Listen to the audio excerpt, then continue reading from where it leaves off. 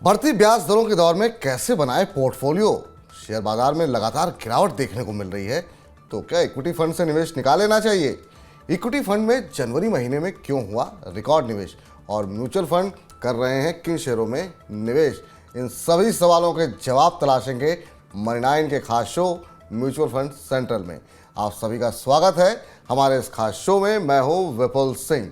सबसे पहले जानते हैं कि आज के शो में क्या कुछ हम बताने वाले हैं, दिखाने वाले हैं ऑन द शो में। तो सबसे पहले आपको बताएंगे कि सेबी के नए प्रस्ताव का म्यूचुअल फंड के ऊपर आखिर में क्या असर हो रहा है, सेबी की तरफ से क्या कुछ कहा गया है, खासतौर से म्यूचुअल फंड ट्रस्टीज को लेकर के क्या कुछ डेवलपमेंट हो रहा है, इस पर आज हम विस्तार से बातचीत करेंगे। इसके अलावा लार्ज कैप फंड्स में सबसे अच्छे रिटर्न देने वाले टॉप 5 फंड्स कौन से हैं, उनके मैनेजर क्या हैं, किस तरह के वहाँ पर रिटर्न देखने को मिले हैं, ये तमाम आंकड़े हम आपके साथ शेयर करेंगे। और इसके अलावा हम आपको ये भी बताएंगे कि आखिर में म्यूचुअल फंड किन शेयरों में खरीदारी कर रहे हैं, कहाँ पे वो बिकवाली कर रहे हैं, और क्या आपको इन आंकड़ों को देख करके क्या कुछ करना चाहिए। इन तमाम विषयों पर बातचीत करेंगे हमारे एक्सपर्ट के साथ। तो इन तमाम विषयों पर हम विस्तार से करेंगे चर्चा, लेकिन सबसे पहले नजर डाल लेते हैं कि म्यूचुअल फंड की दुनिया में बड़ी खबरें क्या कुछ रहीं हेडलाइंस में। इक्विटी म्यूचुअल फंड में निवेशकों ने जनवरी में किया जमकर निवेश। दिसंबर के 7,303 करोड़ के मुकाबले जनवरी में हुआ 12,546 करोड़ रुपए का निवेश। लगातार चौथे महीने एसआईपी के जरिए 13,000 करोड़ रुपए से ज्यादा का आया निवेश। बड़ा सवाल, शेयर बाजार की गिरावट से क्या घटेंगे निवेशक? शेयर बाजार में भारी उतार चढ़ाव के चलते 2022 में म्यूचुअल फंड इंडस्ट्री का AUM सिर्फ 5.2% बढ़कर रहा 39.88 लाख करोड़ रुपए। 2021 में इंडस्ट्री का AUM 22% बढ़कर रहा था 37.72 लाख करोड़ रुपए। बढ़ती SIP से AUM में रही 2.2 लाख की बढ़ोतरी। बड़ा सवाल, 2023 में कैसा रहेगा इंडस्ट्री का कारोबार? 1996 के बाद सेबी पहली बार करेगा म्यूचुअल फंड ट्रस्टीज की जिम्मेदारियों में बदलाव। नए प्रस्ताव में ट्रस्टीज के पास होगा जांच का पूरा अधिकार। अब पोलियो धारकों की KYC की जांच की जिम्मेदारी भी होगी सेबी के पास। प्रस्ताव पास होने के बाद म्यूचुअल फंड कंपनियां नहीं कर पाएंगी मिससेलिंग, निवेशकों के हितों का होगा ज्यादा ख्याल। अडानी ग्रुप में आई गिरावट का म्यूचुअल फंड इंडस्ट्री पर भी हुआ असर। जनवरी महीने में म्यूचुअल फंड को हुआ 6,000 करोड़ रुपए से ज्यादा का नुकसान। SBI और निपॉन म्यूचुअल फंड का निवेश 26% तक लुढ़का। कोटक और ICICI पोटेंशियल का निवेश 24 से 16% तक लुढ़का। बड़ा सवाल, म्यूचुअल फंड निवेशकों को होगा कितना नुकसान?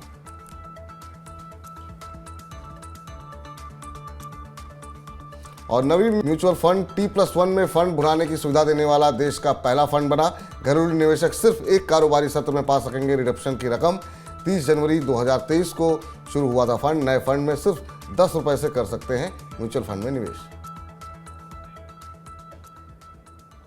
तो आज के मेहमान से आपको रूबरू कराएं, उससे पहले हमने आपके लिए खास रिपोर्ट तैयार की है। जी हाँ, हाल ही में म्यूचुअल फंड निवेशकों के हितों की सुरक्षा को और पुख्ता करने के लिए सेबी ने म्यूचुअल फंड ट्रस्टीज की जिम्मेदारियों का दायरा बढ़ाने के लिए एक कंसल्टेशन पेपर रिलीज किया है, जिसका मकसद AMC के ट्रस्टीज में यूनिट होल्डर्स और स्टेक होल्डर्स के बीच हितों के टकराव का समाधान करना है। अब इस खास रिपोर्ट के जरिए समझते हैं कि म्यूचुअल फंड ट्रस्टी होते कौन हैं, इनकी भूमिका क्या होती है, और नए बदलावों का म्यूचुअल फंड निवेशकों पर क्या कुछ असर पड़ेगा। देखिए खास रिपोर्ट। हाल ही में म्यूचुअल फंड निवेशकों के हितों की सुरक्षा को और पुख्ता करने के लिए सेबी ने म्यूचुअल फंड ट्रस्टीज की जिम्मेदारियों का दायरा बढ़ाने के लिए एक कंसल्टेशन पेपर रिलीज किया है। इसका मकसद AMC के ट्रस्टीज में यूनिट होल्डर्स और स्टेक होल्डर्स के बीच हितों के टकराव का समाधान करना है। दरअसल सेबी चाहता है कि जिस तरह म्यूचुअल फंड इंडस्ट्री का आकार दिन प्रतिदिन बढ़ रहा है, ऐसे में इंडस्ट्री की ग्रोथ में मुख्य भूमिका निभा रहे लोगों के कामकाज की भी समीक्षा होनी चाहिए। नवंबर 2020 में इंडस्ट्री का AUM 30 लाख करोड़ रुपए था। 31 दिसंबर 2022 तक ये आंकड़ा बढ़कर 39,89,000 करोड़ रुपए पहुंच गया। सबसे पहले समझते हैं कि म्यूचुअल फंड ट्रस्टी कौन होते हैं और इनकी क्या भूमिका होती है। भारतीय म्यूचुअल फंड इंडस्ट्री का स्ट्रक्चर 3 स्तरीय होता है। इसमें स्पॉन्सर, ट्रस्ट और AMC शामिल होते हैं। म्यूचुअल फंड हाउस संस्थागत और रिटेल निवेशकों से फंड इकट्ठा करते हैं और उसे इक्विटी और डेट मार्केट में निवेश करते हैं। निवेशकों के हितों की रक्षा के लिए सेबी ने कुछ नियम बनाए हैं। एएमसी उन नियमों का ठीक तरीके से पालन करे, इसकी जिम्मेदारी ट्रस्टी की होती है, जबकि स्पॉन्सर का काम सिर्फ रकम मुहैया कराना है। दरअसल ट्रस्टी की भूमिका एक तरीके से इंटरनल ऑडिटर की होती है। तो अब बड़ा सवाल यह है कि ट्रस्टीज की नियुक्ति कौन करता है और ये म्यूचुअल फंड इंडस्ट्री के स्ट्रक्चर में कहां फिट होते हैं। एएमसी के स्पॉन्सर की तुलना हम किसी कंपनी के प्रमोटर से कर सकते हैं और ये उनकी जिम्मेदारी है कि सेबी से मंजूरी लेकर एएमसी का गठन और ट्रस्टीज की नियुक्ति करें।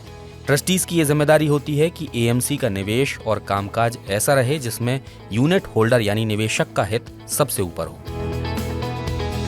ट्रस्टीज की मुख्य जिम्मेदारियों में सबसे पहले तो इन्हें एएमसी के साथ इन्वेस्टमेंट मैनेजमेंट एग्रीमेंट साइन करना होता है, जिससे एएमसी का कामकाज सुनिश्चित हो सके। इसके अलावा इसकी भी निगरानी रखनी होती है कि एएमसी के कामों की सभी प्रक्रियाएं सेबी के नियमों के अनुसार हो रही हैं और महत्वपूर्ण पदों जैसे सीईओ, सीआईओ, फंड मैनेजर और एनालिस्ट की नियुक्ति पूरे ड्यू डिलिजेंस के बाद ही हो रही है। एएमसी की किसी भी नई स्कीम के लॉन्च से पहले ट्रस्टीज की मंजूरी बेहद जरूरी है। ट्रस्टीज को हर तिमाही में एएमसी के ट्रांजैक्शन की जांच करनी होती है और हर 6 महीने में इसकी रिपोर्ट सेबी को देनी होती है। सेबी के नए प्रस्ताव में किसी भी तरह फ्रॉड को रोकने के लिए सिस्टम लेवल पर जांच के पूरे अधिकार ट्रस्टीज के पास होंगे। सेबी ने ट्रस्टीज को अपनी जांच के लिए ऑडिट फर्म, लीगल फर्म और मर्चेंट बैंकर्स की मदद लेने के भी अधिकार दिए हैं, ताकि वो अपनी जिम्मेदारियों का पालन सही तरीके से कर सके। इसके साथ ही एएमसी द्वारा ली जाने वाली फीस और खर्च बाकी एएमसी के मुकाबले ज्यादा तो नहीं है। एएमसी किसी तरह से गैर जरूरी लाभ तो नहीं ले रही है। साथ ही अपना एसेट बेस बढ़ाने के लिए अगर mutual fund company miss selling करती है तो इसको प्रकाश में लाने की जिम्मेदारी भी ट्रस्टीज की ही होगी। एएमसी के सभी फोलियो के केवाईसी और बैंक जानकारी सही है या नहीं, इसके लिए ट्रस्टीज को नियमित रूप से मॉनिटरिंग करने के लिए भी कहा गया है। साथ ही इस प्रस्ताव पर सेबी ने जनता से भी फरवरी 2023 तक अपनी राय देने को कहा है। अब सबसे महत्वपूर्ण सवाल यह है कि इन प्रस्तावों का म्यूचुअल फंड निवेशकों को क्या लाभ मिलेगा। तो एक बार सभी प्रस्तावों पर सहमति के बाद इनको मंजूर किया जाता है तो ट्रस्टीज ये सुनिश्चित करेंगे कि एएमसी अपने किसी भी एक्शन में स्टेक होल्डर के हितों की ही नहीं बल्कि निवेशकों के हितों की भी रक्षा करें। एएमसी या इसके डिस्ट्रीब्यूटर कोई भी गलत या झूठी बातें बोलकर निवेशकों को आकर्षित नहीं कर सकेंगे। ट्रस्टीज ये सुनिश्चित करेंगे कि एएमसी की फीस और खर्चे तर्कपूर्ण हो।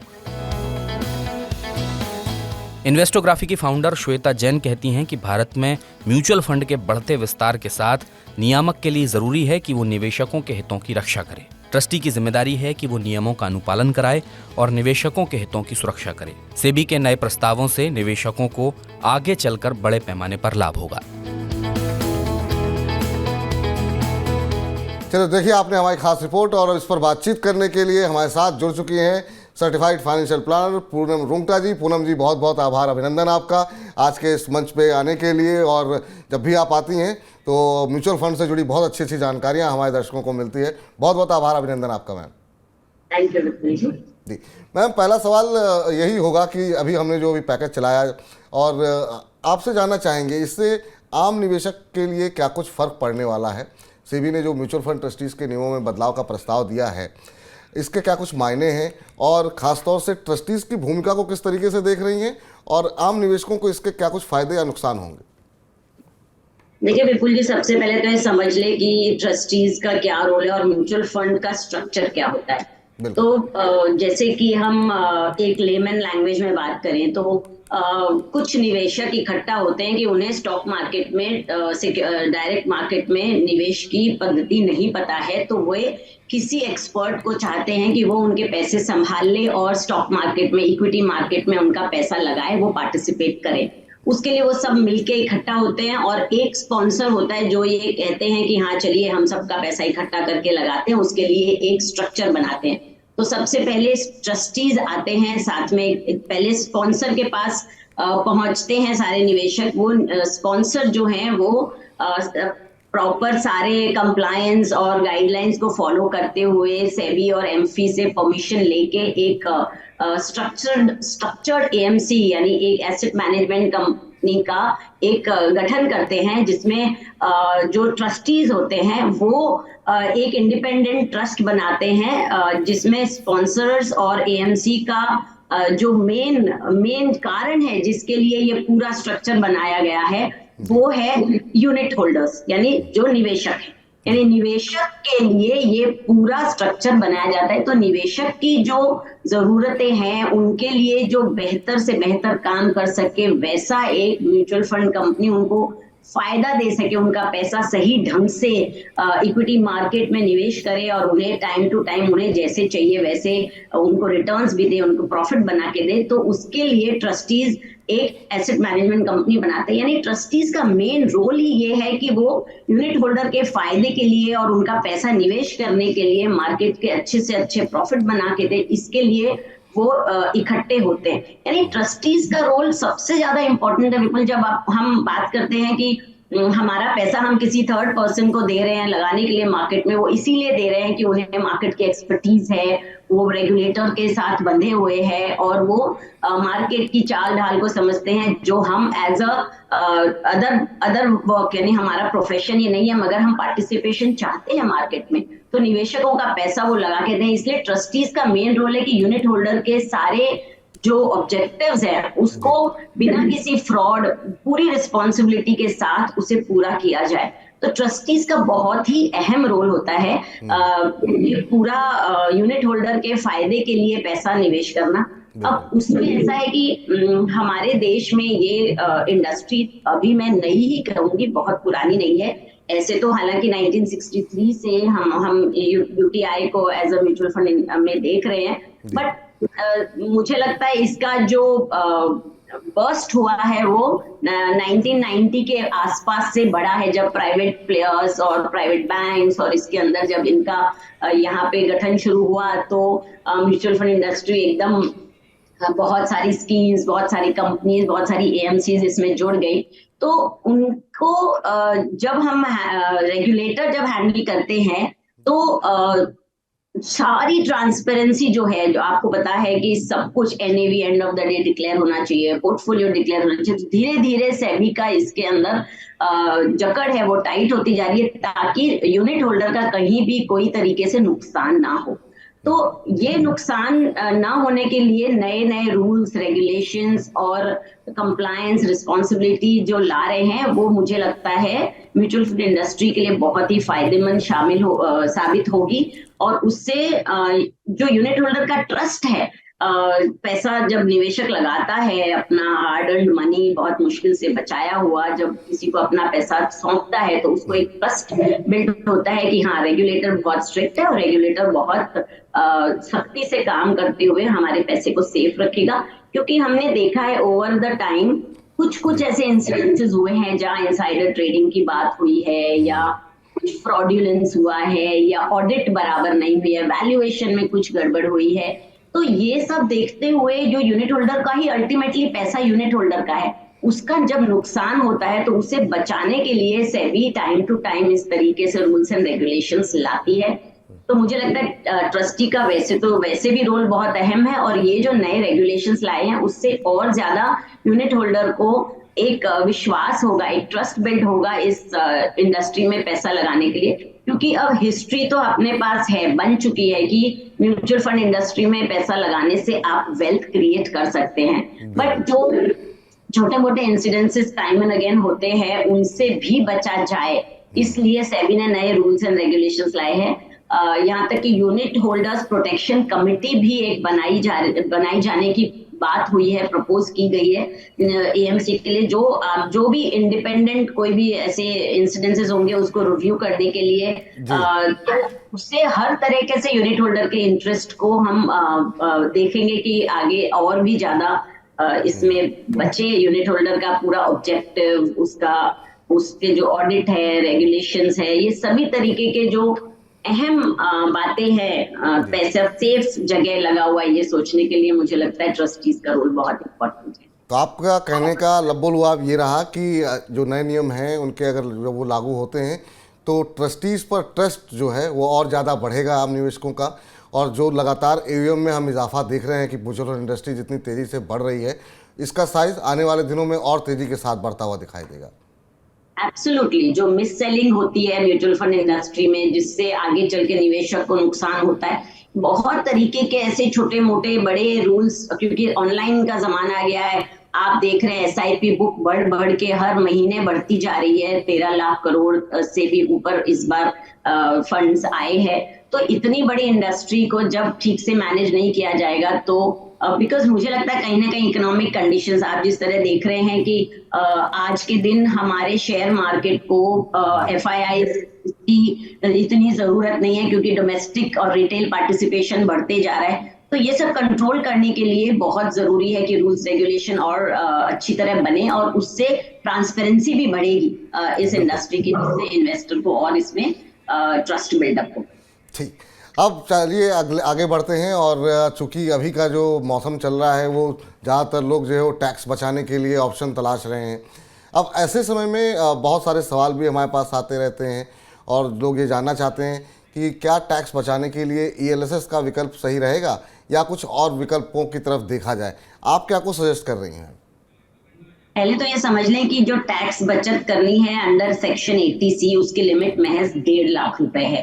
तो वो 1.5 लाख रुपए में और जो लिस्ट है उसे भी ध्यान रखना चाहिए। जैसे कि अगर आप सैलरीड है तो आपका जो पीएफ कटता है वो भी इसी सेक्शन के अंडर आप डिडक्शन लेते हैं। अगर आपके छोटे बच्चे स्कूल जा रहे हैं तो स्कूल फीस भी इसी सेक्शन में होती है।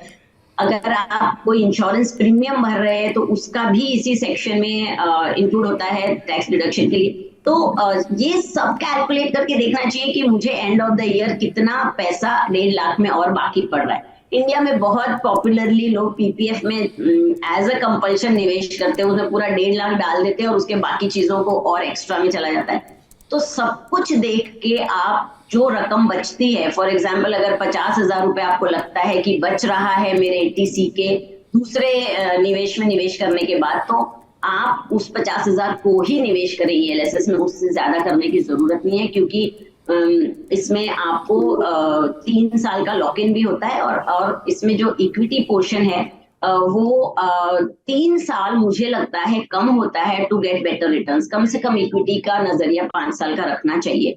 और जब आप एंड ऑफ द ईयर भागते हैं निवेश करने के लिए, मोस्ट ऑफ द निवेशकों को मैंने देखा है कि जनवरी फरवरी में जब डिक्लेरेशन देना होता है उन्हें अपनी कंपनी में टैक्सेस का ये डिक्लेरेशन जब फाइल करना होता है, तब वो कहते हैं कि अरे 10,000 बचे 20,000 बचे, तो लमसम में भागते हैं।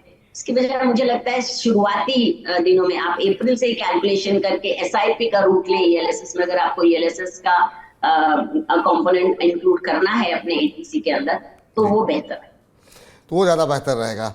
अब आते हैं अगले प्रश्न के ऊपर, और वो ये है कि आजकल जो चर्चाएं चल रही हैं वो काफ़ी सारे जो सवाल हमारे पास आते हैं वो आते हैं पैसिव फंड को लेकर के मैम, कि पैसिव फंड में कितना पैसे लगाने चाहिए, क्या सारे पैसे पैसिव फंड में लगा दें। पैसिव फंड को कैसे आप डिफाइन करेंगी और कुल पोर्टफोलियो का कितना % हिस्सा आपको लगता है कि पैसिव फंड में लगाया जाना चाहिए एक आइडियल सिचुएशन में? देखिए, 2 तरीके के फंड्स हैं इक्विटी एक्सपोजर में, एक तो है एक्टिव फंड्स और एक है पैसिव फंड्स। एक्टिव फंड्स भी इक्विटी शेयर मार्केट में निवेश करता है और पैसिव भी वही निवेश करता है। फर्क ये है कि जो पैसिव फंड्स हैं उसके अंदर फंड मैनेजर का कोई रोल नहीं है। उसमें जो इंडेक्स आपने चुना है उसके अंदर जिस तरीके से सेग्रीगेशन है, जिस तरीके के स्टॉक्स इंक्लूडेड है, डिट्टो टू डिट्टो रेप्लिकेट होते हैं आपके पोर्टफोलियो के अंदर। उसके अंदर जो भी चेंजेस आएंगे वो आपके पोर्टफोलियो में डायरेक्ट आएंगे। यानी इसमें फंड मैनेजर का रोल ना होने से फीस तो कम है ही, पर साथ में ये डिसएडवांटेज है कि इंडेक्स के ऊपर अल्फा जनरेट नहीं हो पाता। यानी इंडेक्स से ज्यादा रिटर्न्स, यानी जो बेंचमार्क है उससे ज्यादा रिटर्न्स नहीं बना पाते। जबकि एक्टिव फंड्स में फंड मैनेजर के चार्जेस होते हैं जिससे वो ये ऑब्जर्व करते हैं, अपनी एक्सपर्टीज लगाते हैं, जिसकी वजह से इंडेक्स से ज्यादा अपने रिटर्न्स बना पाते हैं। तो निवेशक कई बार ये सोचते हैं कि मेरा चार्जेस कम लग रहा है तो वही मेरी एक तो इनकम हो गई सीधी। अगर साल का 1.5% आप एक एक्टिव फंड में दे रहे हैं, और दूसरा फंड मैनेजर की एक्सपर्टीज ना लेके मैं डायरेक्ट शेयर मार्केट पे मुझे बहुत ट्रस्ट है तो मैं सीधा का सीधा उसी में निवेश करता हूँ। तो ये सोच के साथ लोग पैसिव फंड्स भी अपने पोर्टफोलियो में इंक्लूड करते हैं। हालांकि मैं पर्सनली इसे रेकमेंड नहीं करती, बिकॉज जब हम दे ही रहे हैं पैसा किसी और को निवेश करने की, तो क्यों ना एक एक्टिव निवेश हो। और अगर मुझे रिटर्न्स अच्छे मिल रहे हैं तो जो 1% या 1.5% मुझे चार्जेस ज्यादा देने पड़ रहे हैं, तो उसमें मुझे उससे कोई तरीके की परेशानी नहीं होनी चाहिए। बट हाँ, अगर आपको इस तरीके के निवेश में जाना है तो मुझे लगता है अपने पोर्टफोलियो में 15 to 20%, मैक्सिमम 15% मुझे लगता है आप इस तरीके के फंड ले सकते हैं। तो अगर आपका बहुत मन है और आपको लगता है कि नहीं, आपकी समझ जो है वो काफ़ी अच्छी है बाज़ार के बारे में, किसी एक सेक्टर के बारे में, तो आप 15 से 20% जो है निवेश कर सकते हैं। बाकी पूनम जी का मानना है कि एक्टिव फंड में रहिए, वहाँ पर ज़्यादा अच्छे विकल्प हैं। मैम, इस समय एक जो और सिनेरियो हम देख रहे हैं वो है इंटरेस्ट रेट लगातार बढ़ रहे हैं, और सवाल हमारे पास इस तरह के आ रहे हैं, क्या इक्विटी से पूरे पैसे निकाल लें, क्या सारे पैसे डेट में लगा दें। तो इस तरह की सिचुएशन में क्या कुछ स्ट्रेटजी किस तरीके से प्लान करनी चाहिए? क्या ये इस समय पोर्टफोलियो रिव्यू करने का टाइम आपको लगता है, या आपको लगता है जो फ्रेश इन्वेस्टमेंट जो लोग करना चाह रहे हैं और इनका नज़रिया छोटी अवधि का है, उन्हें जो है शॉर्ट टर्म डेट फंड में जाना चाहिए? क्या स्ट्रेटजी आप सजेस्ट करेंगी इंटरेस्ट रेट बढ़ने के सिनेरियो में? बिल्कुल जी, ये सवाल तो एक पूरा शो बन सकता है। It's a very hot topic, और ये काफी डिटेल इसकी स्टडी भी हो सकती है। बट इन अ समरी अगर मैं कहूँ तो ये जो पीरियड है इंटरेस्ट रेट हाइक का, मुझे लगता है इंटरेस्ट अब पीक आउट हो चुकी है। ज्यादा से ज्यादा एक हाइक और आएगी, और ऐसे में जो वैल्यूएशन ऑफ डेट है, यानी बॉन्ड्स वगैरह की वैल्यूएशन इनवर्स प्ले करती है। यानी जब रेट्स हाइक होते हैं तो बॉन्ड्स की वैल्यू कम होती है, और जब गिरने लगेगा तो बॉन्ड्स की वैल्यू बढ़नी शुरू होगी। तो अभी जो बॉन्ड्स की यील्ड्स हैं वो लोएस्ट हैं। अगर इसमें अभी हम पैसा लगाएंगे तो आगे चल के 2 से 3 साल में जो इन्फ्लेशन अगर कंट्रोल हो गई और धीरे धीरे जिस तरीके से रेट्स बढ़ी उसी तरह अगर कम होती है इंटरेस्ट रेट्स, तो निवेशक को मुझे लगता है इक्विटी से भी ज्यादा फायदा हो सकता है इसके अंदर। बट इक्विटी से निकल के डेट में जाए, ये मुझे कम समझ में आता है, बिकॉज एसेट एलोकेशन अपना इंटैक्ट होना चाहिए एट ऑल टाइम्स। अगर आपने आपकी एज और आपके प्रोफाइल और रिस्क एपेटाइट को देखते हुए जो एलोकेशन सोचा है उसमें बने रहना चाहिए। पर हाँ, अगर रीबैलेंसिंग का ये समय जो नॉर्मली लोग मार्च में रीबैलेंसिंग करते हैं अपने पोर्टफोलियो को, उसमें आप जरूर डेट का पार्टिसिपेशन ले सकते हैं। ये डेफिनेटली बहुत अच्छा टाइम है डेट म्यूचुअल फंड के लिए। इससे आप इक्विटी जैसे ही रिटर्न्स देखेंगे, एंड जो इंडस्ट्री है वो साइक्लिकल है विपुल जी। सो ऐसा जरूरी नहीं है कि अभी डेट पैसा बना के दे रहा है तो बाद में इक्विटी बना के नहीं देगा, या वाइस वर्सा। तो आपको हम इसीलिए कहते हैं कि ये म्यूचुअल फंड या स्टॉक मार्केट या डायरेक्ट ये जो एसेट है इक्विटी का, ये एक लॉन्ग टर्म व्हीकल है। इसको आप शॉर्ट टर्म में नहीं देख सकते।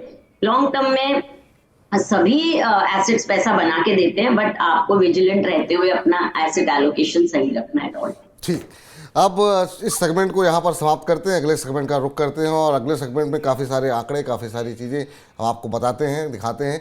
सबसे पहले जरा उन लार्ज कैप फंड्स पे नज़र डालते हैं जिन्होंने काफ़ी अच्छा प्रदर्शन किया है। हर बार म्यूचुअल फंड सेंट्रल में हम अलग अलग तरह के फ़ंड लाते हैं, और यहाँ पर अलग अलग चीज़ों से हम आपको बताते हैं कि आखिर में कौन से फ़ंड कैसे चल रहे हैं। तो यहाँ पर लार्ज कैप जो टॉप 5 फंड हैं उनमें कौन कौन से नाम हैं वो आप देख सकते हैं। कैनरा रिबोको ब्लू चिप फंड का नाम है यहाँ पर, जिसको श्रीदत्त भंडारवारदार और विशाल मिश्रा जी मैनेज कर रहे हैं। 1 साल में यहाँ पर 4% का रिटर्न है, 3 साल में हम देख रहे हैं करीब 14% के आसपास का रिटर्न है, और 5 साल में करीब 13% के आसपास का रिटर्न देखने को मिल रहा है। वहीं एक्सिस ब्लू चिप की बात करें तो यहाँ पर जो है 1 साल में रिटर्न अच्छे देखने को नहीं मिले हैं, करीब 0.25% के आसपास का नेगेटिव रिटर्न है। वहीं अगर 3 साल की बात करें तो करीब 0.9% के आसपास का रिटर्न है। 11.5% का रिटर्न 5 साल में यहाँ पर भी देखने को मिला है। Kotak blue chip regular fund में भी हम देख रहे हैं कि 6%, 14.5% और करीब 11.5-12% का रिटर्न देखने को मिल रहा है। ICICI प्रूडेंशियल ब्लू चिप में हम देख रहे हैं कि करीब 0.8%, 16% और 5 साल में करीब 11.5 के आसपास का रिटर्न यहाँ पर देखने को मिल रहा है, 11.5% के। इडलवाइज लार्ज कैप की बात करें तो इसे भावेश डी जैन और भारत लाहौटी जी इसको जो है मैनेज कर रहे हैं, और इसमें 0.8, 14 और 11% के रिटर्न देखने को मिल रहा है। पूनम जी, आपसे जानना चाहेंगे कि ये मैम फंड मैनेजर की भूमिका कितनी महत्वपूर्ण होती है, और क्या फंड एएमसी देखना चाहिए या फिर फंड्स देखने चाहिए, और आपके जो पसंदीदा फंड जो है लार्ज कैप में, आपके पसंदीदा फंड कौन से हैं? मेरा सबसे पसंदीदा फंड लार्ज कैप में आप पूछेंगे तो आईसीआईसीआई ब्लू चिप फंड है, जिसे एस नरेन मैनेज करते हैं। और फंड मैनेजर की भूमिका जरूर बहुत अहम होती है किसी भी फंड के रिटर्न्स के लिए, क्योंकि उनकी जो फिलॉसफी है फंड निवेश फंड के बारे में, और जिस तरह से उनका स्टॉक सिलेक्शन होता है, ये पर्सनल होता है। But at the end of the day जो अच्छी एएमसी है वो उस फिलॉसफी को स्टिक करती है, ये खाली फंड मैनेजर का नहीं होता। तो मुझे लगता है अच्छी एएमसी जब चुनेंगे तो फंड मैनेजर भी वहां अच्छे ही होंगे। और इन पर्टिकुलर आप किसी फंड मैनेजर के साथ ही जुड़ना चाहते हैं तो बात अलग है। बट मुझे लगता है कि फंड मैनेजर्स सभी बहुत अच्छे हैं, सबकी फिलॉसफी अलग अलग है, इसीलिए हम हर वक्त डाइवर्सिफिकेशन की बात करते हैं, कि ताकि आपके पोर्टफोलियो में हर फंड मैनेजर का, हर एएमसी का कुछ ना कुछ है जो जिसकी फिलॉसफी से आप अल्फा जनरेट करें, अपने पोर्टफोलियो को अच्छा रिटर्न दिखा सके। बिल्कुल। अब तो ये आंकड़े हमने आपको बताया कौन से लार्ज कैप फंड किस तरीके का प्रदर्शन कर रहे हैं। अब जरा एक आंकड़े पर और नजर डालते हैं, और वो है कि आखिर में म्यूचुअल फंड किन शेयरों में खरीदारी कर रहे हैं, कहां पर बिकवाली कर रहे हैं। सबसे पहले जरा नजर डालते हैं कि खरीदारी जो है किस तरीके की देखने को मिली है।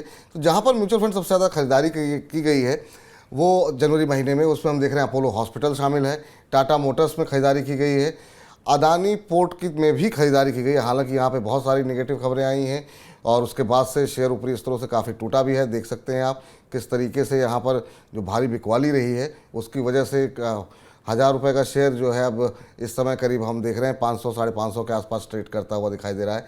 ग्रासिम में खरीदारी की गई है, और कोटक महिंद्रा बैंक, यहाँ पर आप देख सकते हैं कि ग्रासिम में ऊपरी स्तरों से, हालांकि ये भी हल्का हुआ है, लेकिन घरेलू निवेशकों की तरफ से यहाँ पर खरीदारी की गई। यहाँ पर हम देख रहे हैं कि एक स्थिरता का माहौल जो है जनवरी महीने में देखने को मिला है। यहाँ पर खरीदारी की गई है कोटक महिंद्रा बैंक के अंदर, और लोअर लेवल से रिकवरी अपोलो हॉस्पिटल में भी आप देख रहे हैं, यहाँ पर भी म्यूचुअल फंड खरीदारी कर रहे हैं। मैम, आपसे जानना चाहेंगे कि अगर ये जो आंकड़े हमको देखने को मिलते हैं हर महीने, क्या रिटेल इन्वेस्टर को इन आंकड़ों पर नज़र डालनी चाहिए? क्या इस आधार पर स्टॉक मार्केट में कोई खरीदारी या बिकवाली करनी चाहिए? देखिए, जब हमने हमारा पैसा निवेश करने के लिए किसी एक्सपर्ट को दे दिया है तो हमें उन पे ट्रस्ट करके, हमें उनकी जो फिलॉसफी है उसके ऊपर रह के हमें अपने टाइम होराइजन में बने रहना चाहिए। हमें इतना बारीकी से नहीं देखने की जरूरत है एज अ इन्वेस्टर कि वो फंड कहाँ निवेश कर रहा है। ऑफ कोर्स ये जो जितने भी आपने बताया ये वैल्यू पिक्स है, शॉर्ट टर्म में आपको इसमें लॉसेस दिख सकते हैं, लॉन्ग टर्म में ये किस तरीके से फंड ने एज अ ओवरऑल फंड ने क्या आपको रिटर्न दिया है वो देखना जरूरी है, ना कि आप पर्टिकुलर स्टॉक को देखें। क्योंकि fund managers time to time funds में चेंजेस करते रहते हैं, चर्निंग करते रहते हैं, किसमें से कब निकलते हैं और कब नए पिक लेते हैं, स्टॉक पिक्स लेते हैं, वो उनकी स्टडी और रिसर्च के ऊपर होता है। And I am telling you Vipul ji, मैंने पर्सनली जब फंड मैनेजर्स का वे ऑफ वर्किंग देखा, फिनोमिनल काम होता है, बड़ी रिसर्च टीम होती है। ये हम एज ए इंडिविजुअल इन्वेस्टर तो कर ही नहीं सकते, तो हमारे अपना ट्रस्ट बनाए रखें, और ये सारी ही जो भी पिक्स हैं, चाहे अभी नहीं अच्छा करनी है, पर उनका कन्विक्शन होगा कि ये वैल्यू पिक्स यानी नीचे दाम में खरीद के बाद में इनमें अच्छा ग्रोथ होने की पूरी गुंजाइश हो। एक छोटा सा सवाल मैम यहाँ पर है, उसके बाद से कहाँ बिकवाली की गई वो हम दिखाएंगे। अब जैसे अदानी का एपिसोड हुआ, अभी आपने देखा कि बहुत सारे सवाल भी हमारे पास भी आते रहते हैं, और म्यूचुअल फंड को बड़ा लॉस हुआ। हमने देखा कि 6000 करोड़ से ज़्यादा का नुकसान हुआ। हालांकि SBI, निपॉन, इनको छोड़ दिया है तो बहुत बड़ा एक्सपोजर नहीं था, लेकिन फिर भी जो एक्सपोजर था उसमें काफ़ी लॉस हुआ। तो ऐसे में बहुत सारे लोगों ने हमारे पास मनी9 पे मैसेज आने लगे कि क्या मुझे अपना पोर्टफोलियो हटा देना चाहिए, चेंज कर देना चाहिए, क्योंकि उनका एक्सपोजर अदानी में है, मुझे तो काफ़ी नुकसान हो जाएगा। ऐसे जो पैनिक सिचुएशन दर्शकों की तरफ से या इन्वेस्टर की तरफ से होता है, उन्हें क्या कुछ सजेस्ट करेंगे आप? तो जो निवेशक पैनिक करते हैं शेयर मार्केट के उतार चढ़ाव से, उन्हें फिर शेयर मार्केट का रुख करना ही नहीं चाहिए। हम ये जानते समझते इस एसेट में निवेश करते हैं कि ये एक रिस्की एसेट क्लास है, और साथ ही हम बार बार कहते हैं इसमें लंबे समय तक बने रहना चाहिए। आप देखते हैं डिस्क्लेमर हर जगह लगा होता है, mutual fund industry subject to the market risk. तो ये अगर आप समझ के चल रहे हैं तो पैनिक होने की कोई गुंजाइश ही नहीं है। फंड मैनेजर्स बहुत बखूबी अपना काम करते हैं, और मार्केट में इस तरीके के अनफॉर्चुनेट इंसिडेंसेस हो जाते हैं जब आपको इस तरीके का एक्सपीरियंस होता है कि अचानक आपका फंड कम निवेश कर रहा है। और साथ ही जैसे हमने शुरू में बात की विपुल जी की, जैसे सेबी बहुत ही स्ट्रॉन्ग एक रेगुलेटर है, कोई भी mutual fund company particular percentage यानी 5 to 6% से ज्यादा एक कंपनी में निवेश कर ही नहीं सकता है। तो आपका जो रिस्क है वो मिटिगेट होता है, आपका निवेश काफी सारी कंपनियों के, भले आप 1000 रुपए की एक SIP कर रहे हैं मगर it is spread across 20, 30, 40 stocks which the mutual fund is holding, तो आपका रिस्क टोटली मिटिगेटेड है। अगर 5% के स्टॉक से किसी कंपनी को का कुछ इस तरीके से अनफॉर्चुनेट इंसिडेंस हो गया तो आपका पूरा का पूरा पोर्टफोलियो कहीं नहीं जाएगा। तो ये सिर्फ समझने की बात है कि हम किस तरीके से डील करें। लोग सेंटिमेंटल हो जाते हैं और इस तरह के बड़े बड़े आंकड़े 6000 करोड़ का नुकसान हो गया या ये हो गया वो हो गया, बट आप इंडिविजुअली अपने निवेश अपने म्यूचुअल फंड स्कीम के बारे में देखेंगे तो बहुत लंबा इसमें कोई फर्क नहीं पड़ता है, और फंड मैनेजर्स बहुत बखूबी इसको बाद में कंट्रोल भी कर लेते हैं। और इस तरीके इंसिडेंसेस होते रहे हैं और होते रहेंगे। 100% सेफ शेयर मार्केट हो ही नहीं सकता, वरना हम इसको रिस्की एसेट क्लास कहेंगे ही नहीं। तो आप सभी दर्शकों के लिए जो हमारा कार्यक्रम देख रहे हैं उनके लिए ये सलाह है कि पैनिक मत होइए और निवेश अपना जारी रखिए। आने वाले दिनों में लंबी अवधि में आपको जो आपने गोल रखे हैं वो जरूर पूरे होंगे। जरा फटाफट वो हम चाहेंगे कि जरा ग्राफिक्स दिखा दिए जाए कहाँ पर बिकवाली की गई है म्यूचुअल फंड की तरफ से। तो जिन शेयरों में बिकवाली की गई है उसमें अदानी एंटरप्राइजेस में घरेलू निवेशक, विदेशी निवेशक, सारे निवेशक बिकवाली कर रहे हैं और ऊपरी स्तरों से काफ़ी ज़्यादा करेक्ट हो चुका है शेयर। ये HCL टेक में काफ़ी बिकवाली की जा रही है घरेलू म्यूचुअल फंड की तरफ से। UPL है, कोल इंडिया में भी बिकवाली की गई है और यहाँ पर जो है हिस्सेदारी कम घटाई है अपनी। आप देख सकते हैं कोल इंडिया ऊपरी स्तरों से काफ़ी हल्का हुआ है।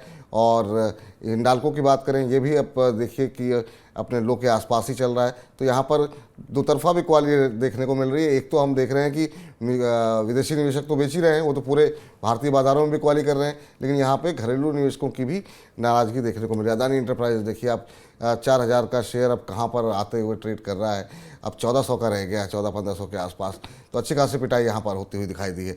तो ये वो आंकड़े हैं जिस पर हम हर महीने नज़र डालते हैं, आगे आपके लिए भी लेकर के आएंगे। लेकिन अब आखिरी सेगमेंट पे चलते हैं और समय थोड़ा कम बचा है, तो कुछ एक जो दर्शकों ने अपने प्रश्न भेजे हैं उनके एक एक करके सवाल फटाफट मैम से ले लेते हैं। और हमारे आज के जो पहले दर्शक जिन्होंने प्रश्न भेजा है, आदिल अली ने भेजा है लखनऊ से। पूनम जी आपके लिए प्रश्न, और इनका कहना ये है कि मैं 24 साल का IT प्रोफेशनल हूँ और मुझे डिविडेंड प्लान या फिर ग्रोथ प्लान में निवेश करना, इन दोनों में से किस में मुझे निवेश करना चाहिए और किस प्लान में मुझे ज़्यादा बेहतर रिटर्न मिलेंगे? रिटर्न्स की बात करें तो लॉन्ग टर्म में ग्रोथ प्लान डेफिनेटली आपको रिटर्न्स ज्यादा देगा। विपुल जी, कैसे होता है कि जब कंपनी अच्छा प्रॉफिट बना लेती है तो डिविडेंड, अगर आपने ऑप्शन चूज किया है तो आपको वो डिविडेंड दे दिया जाता है। और हमने over a period of time experience किया है कि आपको छोटा मोटा रकम जब एज अ डिविडेंड आ जाता है आपके अकाउंट में, उस वक्त तो खुशी होती है, पर उसको वापस हम निवेश भी नहीं करते और वो कहीं ना कहीं खर्च हो जाते हैं। तो आपका जो एप्रिसिएशन ऑफ यानी जो इंटरेस्ट पे इंटरेस्ट है वो नहीं बन पाता है। तो बेटर है कि आप अभी यंग हैं, 24 years is a very right age जहां से आप बहुत अच्छा वेल्थ क्रिएट कर सकते हैं, मगर उसके लिए आपको इक्विटी मार्केट में निवेश रहना पड़ेगा। जब आप डिविडेंड ऑप्शन चुनते हैं तो आपका पैसा आके आपके सेविंग अकाउंट में आ जाता है, या तो आप उसको FD करते हैं या आप उसको खर्च कर देते हैं और उस पैसे का कुछ नहीं बन पाता है। सो बेटर आप ग्रोथ ऑप्शन लें। डिविडेंड ऑप्शन लेते हैं तो वैसे भी डिविडेंड आने के बाद NAV गिरती है एज इन द रेशियो जितना डिविडेंड डिक्लेयर होता है, तो वैसे भी आपका जो प्राइस है आपके म्यूचुअल फंड स्कीम्स का, यूनिट का, वो कम हो जाता है। तो ये सब ध्यान रखते हुए मुझे लगता है आपको ग्रोथ स्कीम लेनी चाहिए। डिविडेंड स्कीम उनके लिए अच्छी है जो रेगुलर इनकम चाहते हैं फॉर देयर रिटायरमेंट नीड्स।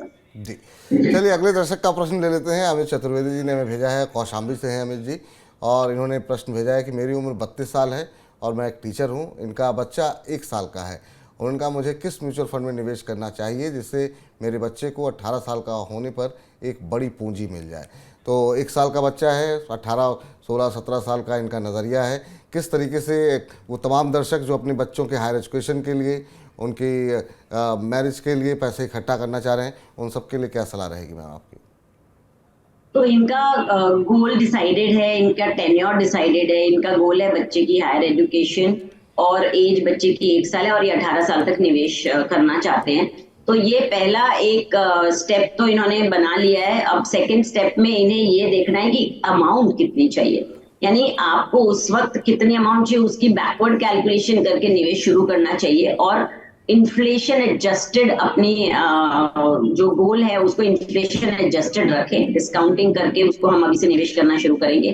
तो बिकॉज बच्चा 1 साल का है, 18 साल हमारा टाइम होराइजन है, तो ये बहुत अच्छा लंबा होराइजन है। इसके लिए आप, अगर आपका रिस्क एपेटाइट अच्छा है, यानी जोखिम उठाने की आपकी क्षमता है, मार्केट के उतार चढ़ाव से आप नहीं घबराते हैं, तो आप एक अग्रेसिव पोर्टफोलियो बनाएं जिसके अंदर आप मिड कैप और स्मॉल कैप जैसे फंड्स, कोटक इमर्जिंग फंड या क्वांट मिड कैप को रखें और साथ ही स्मॉल कैप के लिए निप्पॉन स्मॉल कैप या कैनरा रोबेको के स्मॉल कैप फंड को आप चुने और अपने जो भी आप निवेश की अभी बजट है उसको हर साल थोड़ी थोड़ी बढ़ाती रहें, तो आप बहुत आराम से वेल्थ एक्यूमुलेट कर सकते हैं। तो आपके लिए ये सलाह है अमित जी कि ये जो फंड आपको बताए गए हैं उनमें आप थोड़ा थोड़ा निवेश करना शुरू कीजिए और जैसे जैसे आपकी आमदनी बढ़े वैसे वैसे अपना निवेश आप over a period of time बढ़ाते रहिए। निश्चित रूप से एक अच्छी बड़ी राशि अपने बच्चे के लिए इकट्ठा कर पाएंगे। अब अगला प्रश्न है, रवि कानपुर से हैं और जानना ये चाह रहे हैं कि मुझे ELSS में मैं निवेश करना चाहता हूँ, मुझे किस तरह के फंड में निवेश करना चाहिए जिसमें मुझे अच्छा रिटर्न मिले। अब ये ELSS आप शायद टैक्स बचाने के लिए निवेश करना चाह रहे हो, तो आप क्या सजेस्ट करेंगे कि ये, और साथ ही ये भी जानना चाहते हैं किस तरह के रिटर्न की उम्मीद ELSS फंड में हमें करनी चाहिए? ये साल का आखिरी हो गया है, यानी आप मार्च के पहले निवेश करेंगे तो ही आपको टैक्स का बेनिफिट मिलेगा 31 मार्च के पहले निवेश करने से। और अब हालांकि सिर्फ अभी एक ही महीना बचा है, यानी आपको लमसम निवेश करना होगा। तो लमसम निवेश में मैं सोचती हूँ विपुल जी 3 साल के अंदर डबल डिजिट रिटर्न तो बन ही रहे हैं, तो भी आप बहुत कंजर्वेटिव साइड में 9.5% समझिए और ऊपर की साइड में 12% जैसे रिटर्न हम कर सकते हैं, क्योंकि ELSS fund normally diversified fund होते हैं, यानी वो सभी तरीके के स्टॉक्स में निवेश करते हैं। यानी फंड मैनेजर जो भी मार्केट की रुख और चाल देख के large cap, small cap, mid cap, यानी सभी तरीके के इसके अंदर स्टॉक्स होते हैं, तो ये एक अच्छा डाइवर्सिफाइड पोर्टफोलियो होता है। मुझे लगता है पराग पारिक टैक्स सेवर बहुत अच्छे परफॉर्म कर रहे हैं और बहुत उनका जो उनके फंड मैनेजर है राजीव जी ठक्कर, बहुत ही सोच समझ के एक अपना ये रणनीति बनाते हैं, स्ट्रैटेजी बनाते हैं। HDFC टैक्स सेवर बहुत पुराना खिलाड़ी है, आप उसे भी चुन सकते हैं। मिराय टैक्स सेवर ने बहुत अच्छे रिटर्न दिए हैं पास्ट में। आप इन तीनों में से या तीनों में थोड़ा थोड़ा पैसा डाल के आप डिवर्सिफाई कर सकते हैं अपने ELSS पोर्टफोलियो। ठीक मैम, सवाल तो बहुत सारे हैं लेकिन आपकी भी व्यवस्था है और अब उस कार्यक्रम को यहीं पे समेटना पड़ेगा।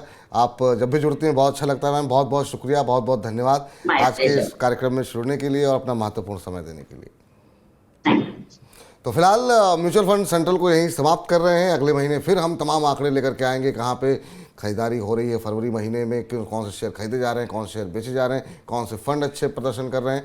लेकिन अगर इस दौरान आप म्यूचुअल फंड से जुड़ी खबरें मिस कर रहे हैं तो बिल्कुल मत कीजिए, क्योंकि हर रोज़ दोपहर 2 बजे जो है हर बुधवार को हम म्यूचुअल फंड से जुड़ी जो भी खबरें होती हैं, उनसे जुड़े जो भी अपडेट्स होते हैं वो आपके लिए लेकर के आ रहे हैं। मंडे टू फ्राइडे हर रोज़ दोपहर 2 बजे जरूर जुड़िए लाइव हमारे साथ। और म्यूचुअल फंड हो, शेयर बाजार हो, कोई भी पर्सनल फाइनेंस से जुड़ा मुद्दा हो, हमको सवाल भेज दीजिए और हम आपके उत्तर जो है वही हाथों हाथ अपने एक्सपर्ट के साथ सुलझा देंगे। तो तमाम छोटी बड़ी खबरों के लिए अपनी जेब से जुड़ी बने रहिए मनी 9 के साथ। और अभी तक अगर आपने हमारा यूट्यूब चैनल सब्सक्राइब नहीं किया तो सब्सक्राइब कीजिए, ऐप डाउनलोड नहीं किया है तो तुरंत डाउनलोड कर लीजिए, क्योंकि ताकि आपकी जो वित्तीय समझ है वो लगातार बढ़ती रहे। फिलहाल के लिए इतना ही, नमस्कार।